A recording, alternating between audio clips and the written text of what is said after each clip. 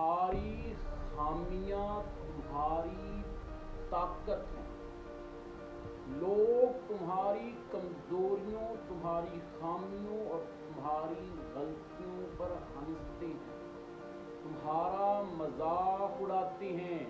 تو یاد رکھو یہ کمزوریاں ہی تمہیں خاص بناتی ہیں، یہ کمزوریاں ہی تمہیں تمہاری طاقت بناتی ہیں.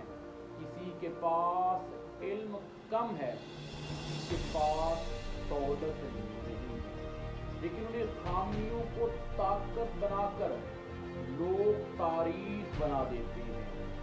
اپنی کمزوری کو مت چھپاؤ، اسے ہتھیار بناؤ، اسے جنگ کے میدان میں لڑنے والا اوزار بنا لو.